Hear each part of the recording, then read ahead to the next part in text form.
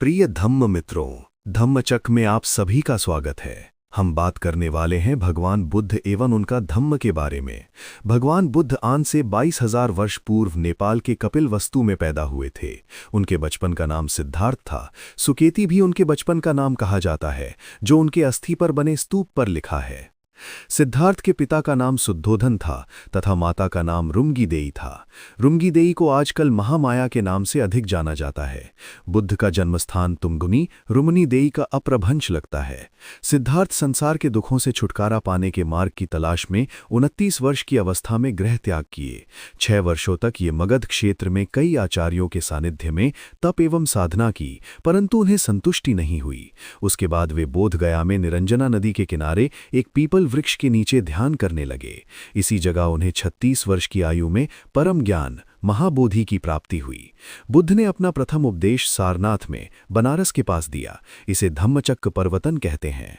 ये उपदेश उन्होंने पंचवग्घीय भिक्षुओं को दिया था, जो पहले उनके साथ साधना करते थे। बुद्ध ने 4 आर्य सत्यों के बारे में घोषणा की। 1 दुख है, 2 दुख का कारण है, 3 दुख का निरोध है, 4 अष्टांगिक मार्ग जो दुखों से मुक्ति की ओर ले जाता है। भगवान को कुछ लोग दुखवादी कहते हैं, परंतु बात ऐसी नहीं है। भगवान ने दुख के निरोध का उपाय भी बताया है। कोई भी व्यक्ति किसी रूप, रंग, जाति तथा स्थान का हो, मार्ग पर चलकर दुखों से विमुक्ति पा सकता है। अष्टांगिक मार्ग 8 अंगों का है।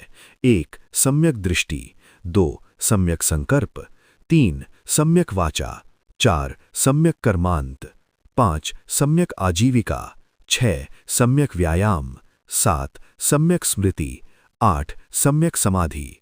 प्रथम 2 प्रज्ञा, उसके बाद के 3 शील तथा नाकों के 3 समाधि के अंतर्गत आते हैं। बुद्ध ने प्रज्ञा, शील, समाधि में अपने धर्म को निहित किया तथा शील के अंतर्गत 5 सदाचार आते हैं। 1 जीव हिंसा से विरत रहना, 2 चोरों से विरत रहना, 3 व्यभिचार से विरत रहना, 4 रहना झूठ बोलने तथा वाणी के अन्य दुर्गुणों से विरत रहना, 5 शराब, नशा आदि दुर्व्यसनों से विरत रहना है। जीवन में शील पालन का महत्व उन्होंने बताया। शील ही पक्की बुनियाद है जिस पर जीवन की इमारत बनाई जा सकती है। मजबूत भवन के निर्माण के लिए मजबूत बुनियाद की परम आवश्यकता है। मार्ग के अंतिम 3 अंग समाधि के अंतर्गत आते हैं।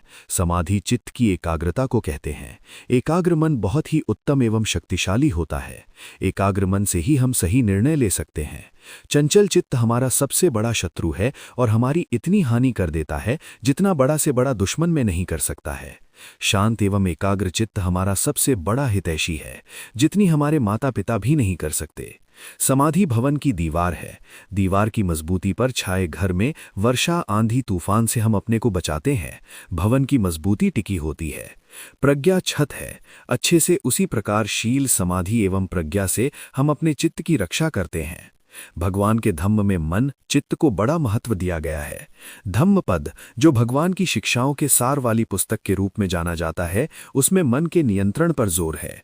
अगर कहा जाए तो भगवान के जीवन के सभी उपदेश मन को निर्मल तथा एकाग्र करने को लेकर है।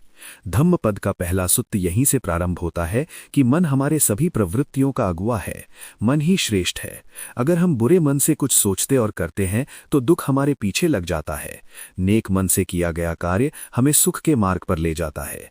भगवान का उपदेश मन का शुद्धि के लिए है, इसलिए भगवान के अष्टांगिक मार्ग को विशुद्धि का मार्ग भी कहा है।